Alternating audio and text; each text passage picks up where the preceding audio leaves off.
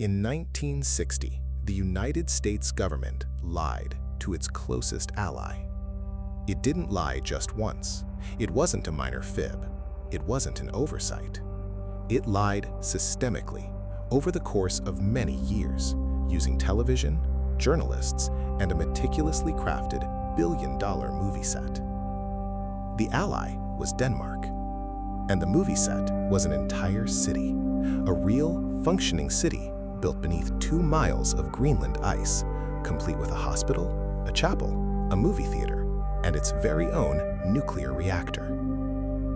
This city was broadcast in prime time to the entire American public. Journalists hailed it as an outpost of civilization.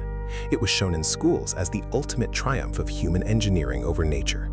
And nobody, literally nobody, except for a handful of people inside the Pentagon, knew that what was actually being built wasn't a scientific research base at all.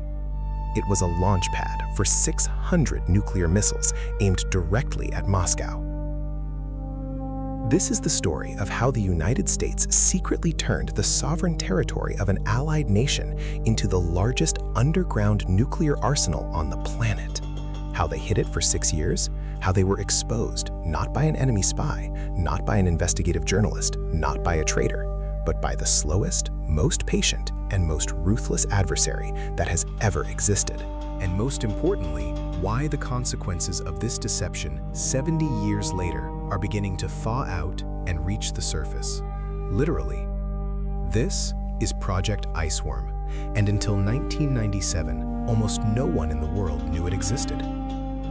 To understand how a deception of this magnitude was even possible, you have to understand the America of the early 1960s. It was an era of absolute, unshakable self-confidence. The victory in World War II was in the rearview mirror. Ahead lay the space race, the atom, and infinite technological horizon. The middle class was buying homes in the suburbs. Kids were growing up on milk and optimism. The television set in the living room had become as essential to the American home as the refrigerator and the flag over the porch. And the primary voice coming out of that television, a voice trusted more than the president, more than any priest, more than your own neighbor, was Walter Cronkite, the anchor of the CBS Evening News, the man who would later be named in official polls as the most trusted man in America. That isn't an exaggeration. It was a sociological fact. When Cronkite spoke, America listened, not because he was a charismatic orator, but because he was fundamentally calm. His voice didn't rise or fall where other journalists tried to build tension. He simply delivered the facts with the tone of a man who had seen enough not to be surprised, but still believed in his audience enough to tell them the truth. That evening, he stood in a brightly lit corridor and looked straight into the camera. Behind him stretched a tunnel, long, pristine, with walls made of compressed snow and a ceiling formed by a steel arch. There were doors on either side. Behind one was a mess hall for 200 people, smelling of hot coffee and fried potatoes. Behind another was an infirmary with a full suite of surgical equipment. Further down the hall was a chapel that sat 40, with wooden pews and a simple cross on the wall. Further still, a movie theater, a library, recreation rooms, hot showers, central heating, a working telephone line. All of this was buried deep beneath the Greenland ice sheet. Cronkite talked about it calmly, but with poorly concealed awe, the way one talks about a miracle that happens to be an objective fact. American military engineers had built a city under the ice, a real functioning city with its own daily routine, its own infrastructure, and even its own nuclear reactor, which powered this subterranean world just as reliably as a regular power plant powers a typical American suburb. The viewers watched and thought one thing: this is America. The report aired in prime time. It was replayed in high school civics classes. It was cited in newspapers as definitive proof that technological progress had no limits, that human engineering genius could conquer any natural environment. None of those viewers knew they were looking at a movie set. Remember that word, a movie set. Not a scientific base, not an outpost of civilization, not the city of the future. A movie set. Meticulously constructed, astronomically expensive, and convincing just enough to ensure nobody asked the next logical question. And the next logical question was simple.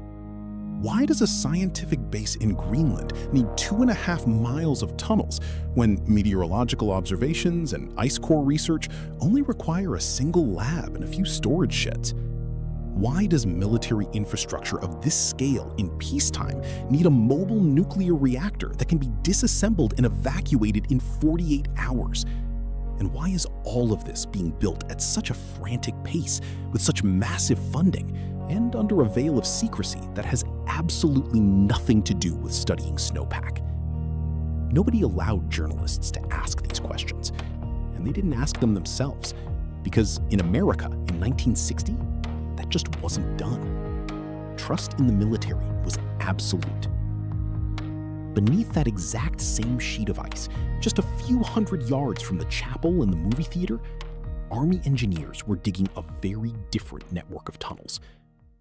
Not for people, for 600 intercontinental ballistic missiles, each one capable of reaching Moscow in 18 minutes. The operation was called Project Iceworm, and you're about to find out why it was perhaps the most cynical military gambit of the entire Cold War. The cynicism of this operation wasn't that it was aimed at the Soviet Union. Everything in those years was aimed at the Soviet Union. It was the Cold War, and the two sides did what sides do in a war. The cynicism was that it was aimed at an ally, against a country that had signed a mutual defense treaty with the US, that had allowed American military installations on its soil, and that believed, sincerely, in good faith, the way honest people believe, that it knew exactly what was being hosted on its territory. To understand the depth of this betrayal, you have to understand the Denmark of the 1950s. Imagine a small northern nation, 5 million people, just emerging from 5 years of brutal Nazi occupation, knowing firsthand what it means to be a pawn in someone else's war, and making one very clear, unequivocal decision for itself: never again. Denmark joined NATO voluntarily and consciously. Its politicians understood that a small country caught between two superpowers couldn't afford neutrality. But they also understood that an alliance must have boundaries. And the Danish parliament passed a law that was as clear as it was brief. The territory of Denmark, including Greenland and the Faroe Islands, is a nuclear-free zone. No nuclear weapons, no warheads, no nuclear-tipped missiles. Not on Danish soil, not in Danish waters, not in territories under Danish sovereignty.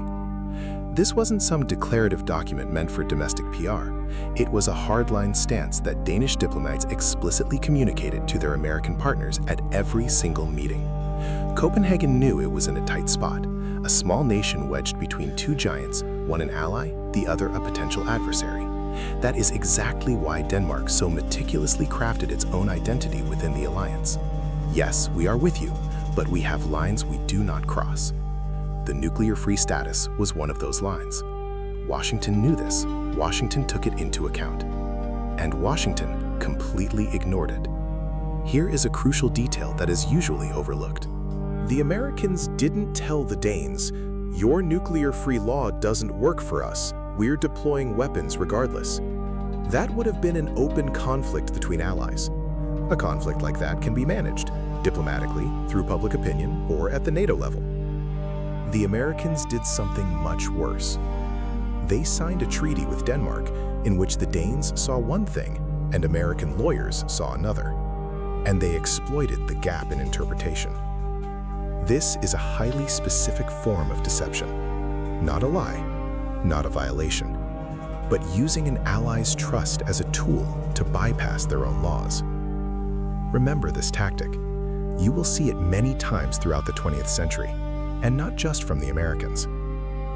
In 1951, the US and Denmark signed the Defense of Greenland Agreement. The Danish side saw a document about defense cooperation, early warning radar stations, logistics bases, meteorological outposts, everything necessary for collective security within NATO.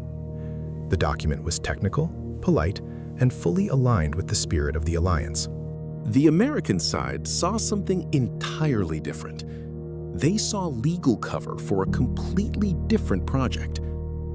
The text of the agreement was drafted with a false bottom, broad enough that American lawyers could later argue the treaty hadn't technically been violated, narrow enough that Danish officials, reading it, wouldn't suspect anything beyond what they were being shown.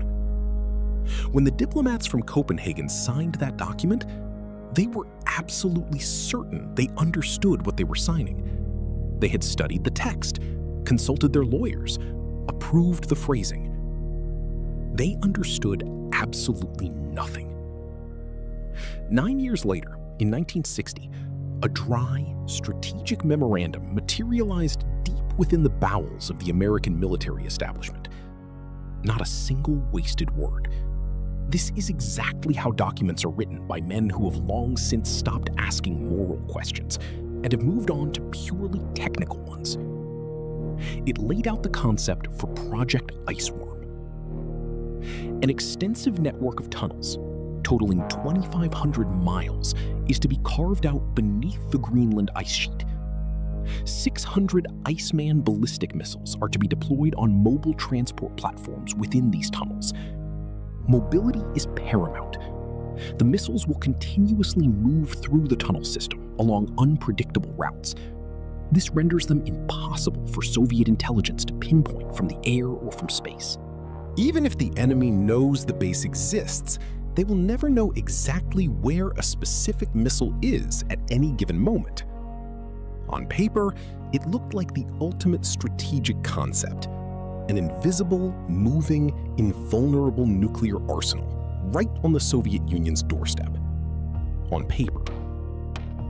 The task handed to the Army Corps of Engineers to execute this concept was formulated simply and executed with military literalness.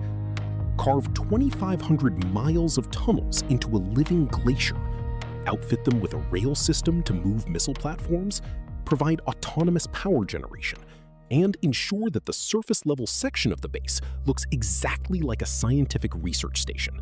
Convincing, detailed, complete with journalists and television cameras that will film reports and broadcast them on the evening news. To dig the tunnels, they used colossal Swiss rotary snowplows called Peter Snowmillers, machines the size of a 2-story house that chewed through the ice with the precision of an industrial drill. The machine moved forward, leaving a perfectly rectangular tunnel cross-section behind it. The excavated ice was ejected backward on a conveyor belt and compressed to form the walls. Right behind it came the riggers, installing steel arch sections, each weighing several tons. But these are just dry, technical facts. To understand what was actually happening down there, you have to imagine what those reports left out. Imagine a guy in blue coveralls, 25 years old, a former welder from Ohio, drafted into the Army Corps of Engineers. He's working 3 shifts, 8 hours a day. Outside, it's minus 40 degrees. Inside the tunnel, it's 40 degrees Fahrenheit, but the air is thick, damp, and heavy with the smell of diesel exhaust and hot metal. The noise from the milling machine is so deafening, you have to scream directly into the ear of the guy next to you. He doesn't see daylight for weeks, sometimes months. Above him are 2 miles of solid ice. His only connection to the outside world is a single radio in the command post.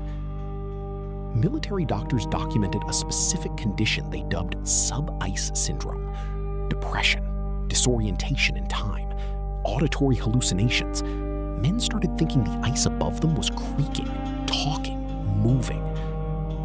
The most fascinating part of these hallucinations is that they were actually true. The ice was moving. It was just moving too slowly for human senses to consciously register. We'll get back to that.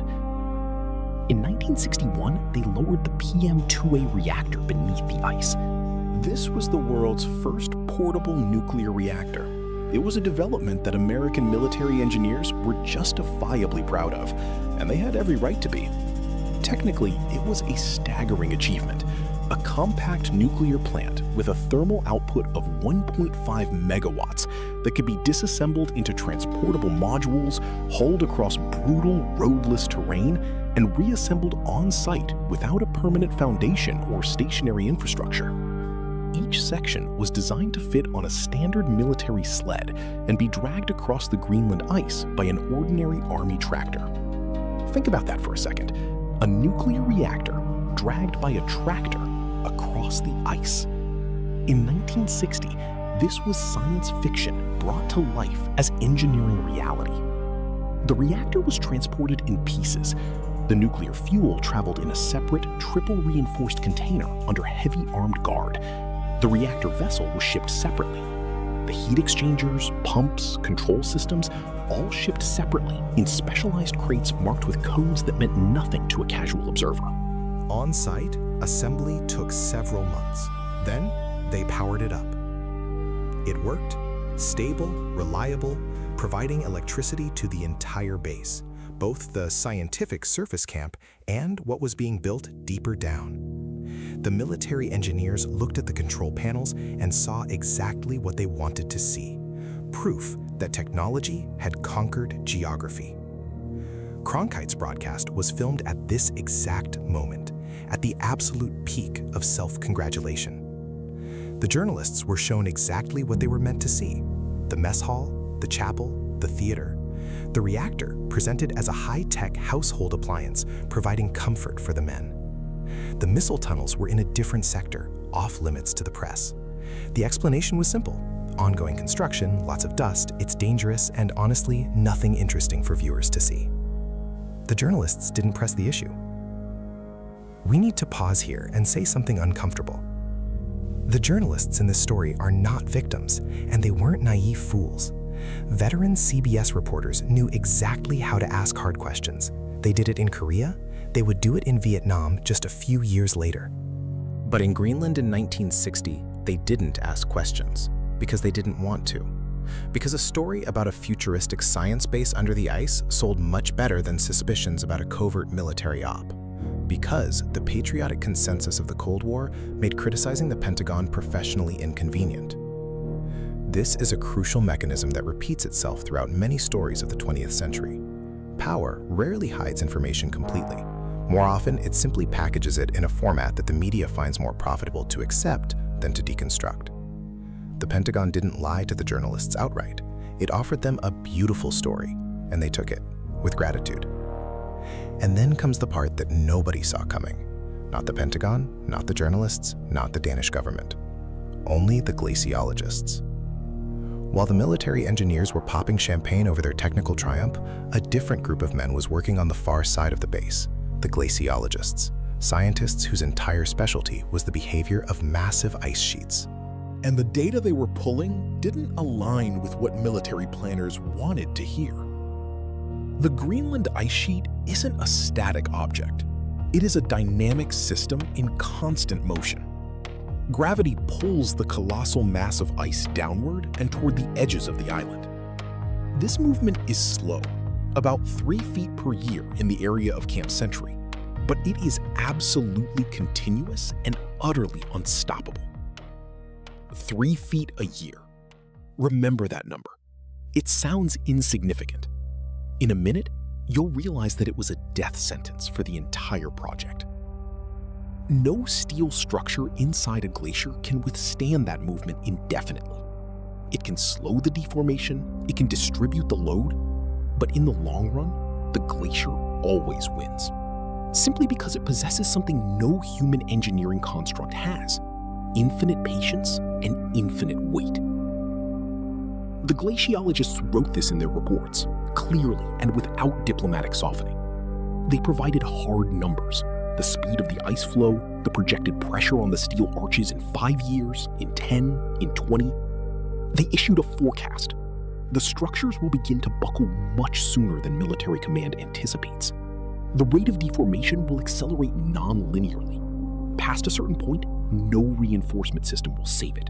The data they were pulling didn't align with what military planners wanted to hear. The Greenland ice sheet isn't a static object. It is a dynamic system in constant motion. Gravity pulls the colossal mass of ice downward and toward the edges of the island. This movement is slow, about 3 feet per year in the area of Camp Century, but it is absolutely continuous and utterly unstoppable. 3 feet a year. Remember that number. It sounds insignificant. In a minute, you'll realize that it was a death sentence for the entire project. No steel structure inside a glacier can withstand that movement indefinitely. It can slow the deformation, it can distribute the load, but in the long run, the glacier always wins, simply because it possesses something no human engineering construct has: infinite patience and infinite weight. The glaciologists wrote this in their reports, clearly and without diplomatic softening. They provided hard numbers: the speed of the ice flow, the projected pressure on the steel arches in 5 years, in 10, in 20. They issued a forecast. The structures will begin to buckle much sooner than military command anticipates. The rate of deformation will accelerate non-linearly. Past a certain point, no reinforcement system will save it. Military command read these reports and decided to keep digging. Today, it's easy to call that decision madness, but in the context of 1960, it had its own logic. The exact same logic that births all disasters of this kind. The logic of top-down pressure. President Eisenhower wanted a strategic advantage. The Pentagon wanted to show the president results. Project Command wanted to show the Pentagon progress. Every level in that hierarchy was incapable of turning around and telling the level above them, you know, the scientists are telling us this is never going to work. In a system of top-down pressure, the voice of a glaciologist with his boring numbers about 3 feet a year and structural deformation was just inconvenient noise. Noise that was much easier to silence than to hear. The engineers kept building. The glacier kept moving. This is the most fascinating part of the whole story, and the most instructive. Project Iceworm didn't fail because the Pentagon was ignorant. The Pentagon knew everything. They had detailed scientific reports sitting on their desks with exact calculations and forecasts. They simply chose to ignore them. Military command read these reports and decided to keep digging. Today, it's easy to call that decision madness, but in the context of 1960, it had its own logic, the exact same logic that births all disasters of this kind, the logic of top-down pressure. President Eisenhower wanted a strategic advantage. The Pentagon wanted to show the president results. Project Command wanted to show the Pentagon progress. Every level in that hierarchy was incapable of turning around and telling the level above them, you know, the scientists are telling us this is never going to work. In a system of top-down pressure, the voice of a glaciologist, with his boring numbers about 3 feet a year and structural deformation, was just inconvenient noise. Noise that was much easier to silence than to hear. The engineers kept building. The glacier kept moving. This is the most fascinating part of the whole story, and the most instructive. Project Iceworm didn't fail because the Pentagon was ignorant. The Pentagon knew everything. They had detailed scientific reports sitting on their desks with exact calculations and forecasts. They simply chose to ignore them. This is a critical pattern that repeats itself over and over again in the history of mega disasters of the 20th and 21st centuries. From Chernobyl to Fukushima, from the space shuttle program to the 2008 financial crisis, it is always the exact same script. The experts issue a warning. The hierarchy refuses to listen. The decision is made to push forward. A few years later, reality comes knocking to collect its debts.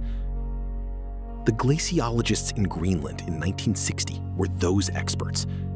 They were listened to, they were thanked for their service, their reports were filed away in an archive, and the digging continued. The first physical signs that the calculations were off appeared in 1963. The tunnels began to shrink. Not suddenly, not catastrophically, but exactly as the glaciologists had predicted in their inconvenient reports. Millimeter by millimeter, week by week. Steel arches that had perfectly aligned geometry upon installation began to develop microfractures in their weld seams. The pressure from the ice wasn't distributing evenly across the structure. In some spots, the load exceeded design limits by 150 to 200%. Engineers reinforced the problem areas, added cross-bracing, recalculated the loads, altered the angles of the supports. They were working like a good mechanic trying to fix a car engine while driving down the highway, knowing there's a crack in the block, but not yet realizing how deep it goes. By 1964, it became obvious. The crack went all the way through. The speed of the tunnel deformation was exceeding every revised forecast, not just the initial military calculations. Those had been wrong from day one. Even the revised forecasts of the glaciologists, which had initially seemed pessimistic, now looked overly optimistic. In several sectors, pipelines ruptured under lateral pressure. Ventilation shafts began changing shape, morphing from rectangles into trapezoids, then into warped, irregular polygons. The rail tracks, meant for the missile platforms, began to buckle upward where the pressure from below was particularly intense. But the most critical issue involved the reactor. The PM-2A was housed in a specially reinforced sector. Military engineers understood that a nuclear plant required specialized protection and had paid maximum attention to the structural integrity of the reactor bay. But the glacier didn't care that this bay was special. The pressure distributed itself evenly across the entire ice mass, and the specialized reinforcements merely slowed the deformation. They didn't stop it. By 1965, the nuclear engineers stationed at the base began detecting microshifts in the structural housing of the reactor core. The shifts were within acceptable safety margins, for now. In nuclear engineering, for now are the two words that make sane engineers pull the plug on a project. The Pentagon issued the evacuation order in 1966. It was the right decision, belated but right. If the reactor had continued operating for another couple of years, we'd be telling a very different story right now, one with a much higher body count and vastly worse consequences. But how that evacuation was carried out tells you more about the system than the decision to evacuate itself. The reactor was dismantled and extracted meticulously, strictly adhering to nuclear safety protocols, every component packed into a specialized container, fully documented. The expensive equipment was loaded onto cargo planes. Classified documents were either shredded or flown out. Anything of value to the Department of Defense left the base. Everything else stayed. Roughly 53,000 gallons of diesel fuel in underground storage tanks. The biological waste of several hundred men who had lived on the base for 6 years. Sewage, medical waste, everyday garbage. Everything generated by human habitation that had been methodically dumped into specialized sumps carved into the ice. And this is the most important part: the radioactive coolant fluid from the reactor. Not the fuel rods, those were evacuated, but the primary coolant that had circulated around the reactor core and inevitably accumulated radioactive contamination. In the official evacuation documents, this was written off with a brief bureaucratic note.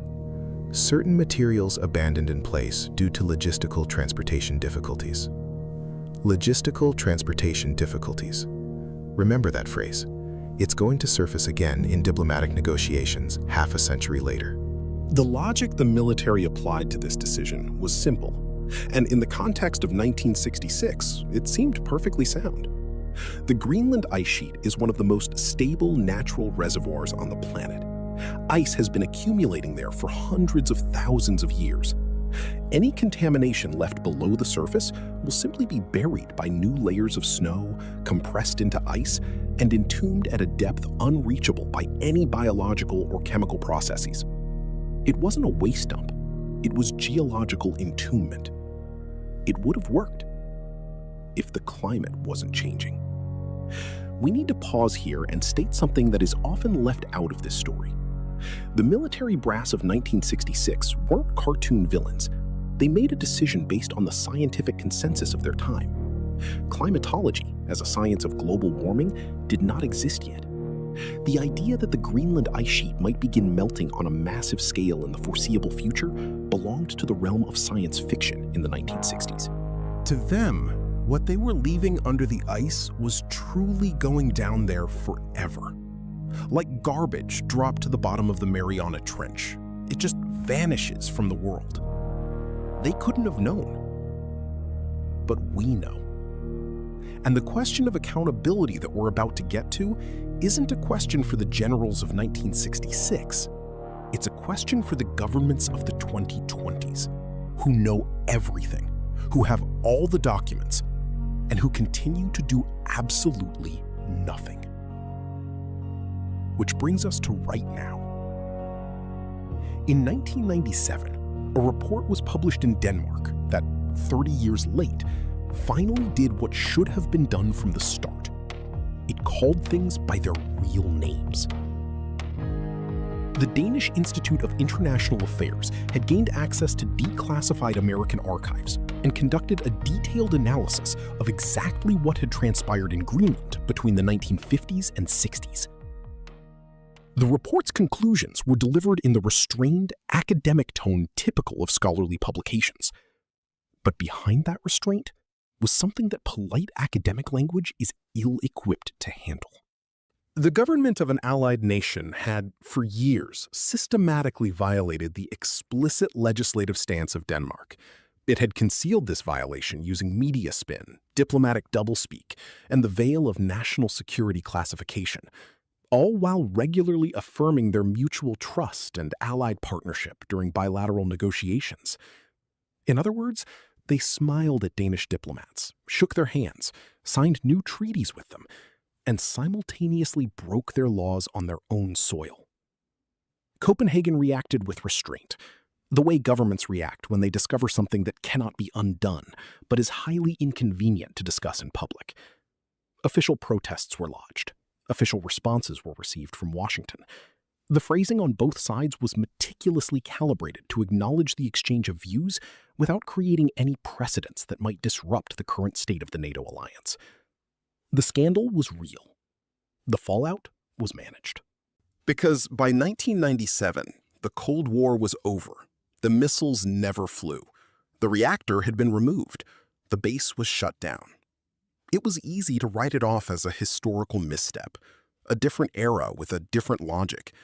To argue that in the face of an existential clash between two global systems, allies made compromises that look unacceptable today, but felt necessary at the time.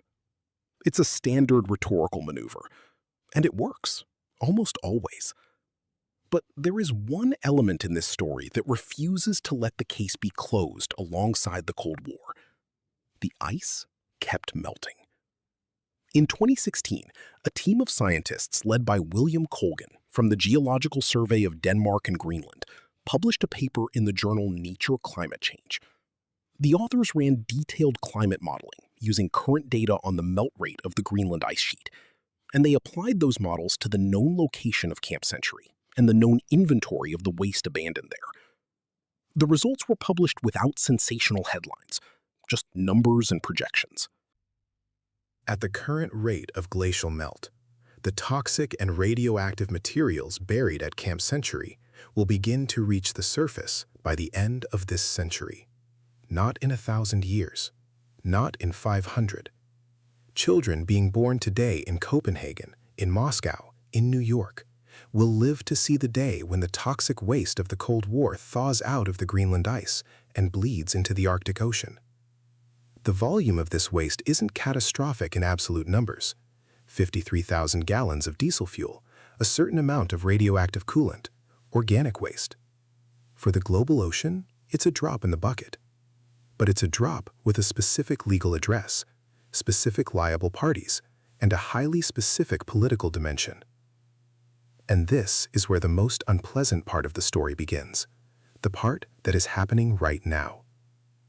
The legal question of who is responsible for cleaning up this mess remains unresolved to this day. The United States created the waste. Denmark owns the territory. Greenland, having gained expanded autonomy in 2009, now considers itself an active party to the dispute as well. All three sides acknowledge the problem exists. All three have been engaged in diplomatic talks for years.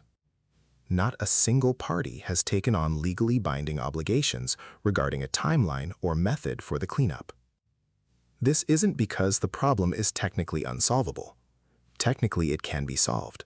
It's expensive, it's difficult, it requires highly specialized equipment, but it can be done. It's because solving it requires one of the parties, or both, or all three, to publicly accept responsibility for what was done 70 years ago. And in politics, taking responsibility for the past always equals spending money in the present, something nobody ever wants to do voluntarily. So the negotiations drag on, the reports are drafted, committees hold meetings, and the ice melts. Project Iceworm didn't fail because the KGB uncovered it, not because Danish intelligence got suspicious, not because of a human error or a freak accident.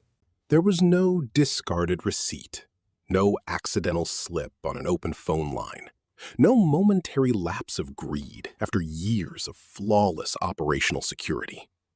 There was just a glacier. The Pentagon spent billions of dollars, deployed the best military engineers in the country, built the world's first portable nuclear reactor, and fired it up in the Arctic, engineered a media cover-up that successfully convinced the entire world for years, including its allies, including journalists, including the Danish diplomats sitting right across the table, that a science base was being built in Greenland. And they lost to a river. A river of ice flowing at 3 feet a year. A river that has no deadlines, no military budget, no top-down political pressure. It only has time, and it has weight. And that proved to be enough. They thought they were building an arsenal inside eternal ice. They missed one detail, one so obvious that it's easy to overlook entirely, because it's almost too simple to see. There is no such thing as eternal ice. There is only ice that hasn't melted yet. The glaciologists told them this from day one. Not about the melting, but about the movement. The principle is the same. Nature never signed a treaty with the Pentagon. It never took on any allied obligations. It just did what it always does. It moved. It melted. It regurgitated what was buried inside it. The difference between eternal ice and ice that hasn't melted yet is 53,000 gallons of toxic waste at the bottom of the Greenland ice sheet. It's an open diplomatic dispute that 3 governments have been kicking back and forth for almost 3 decades. And it's a scientific paper in Nature Climate Change, read by a few thousand specialists and almost 0 decision makers. They built a system that no enemy could hack. They forgot that a system can't negotiate with physics. And now, the ultimate question, the one the investigations never truly answered. When the melting glacier begins vomiting the radioactive legacy of the Cold War into the Arctic Ocean in the coming decades, who exactly is responsible? The military brass of 1966, who made the call to ditch the waste and fly home? Those men have been dead for years. You can't indict them. You can't even depose them. Or is it the current governments, who have known about this ticking clock for almost 30 years, who possess all the files, all the scientific models, all the necessary executive power, and who continue to hold talks instead of making a decision, because a decision costs money, and talks just cost time. Time which, according to the melt rate graphs, is rapidly running out. Let me know in the comments what you think. Who do you think should be cleaning this up? The ones who buried it, or the ones who know about it and stay silent? While you're typing your answer, the ice keeps melting. Every single day. Right now. And that is perhaps the most terrifying part of the Project Iceworm story. It isn't over yet.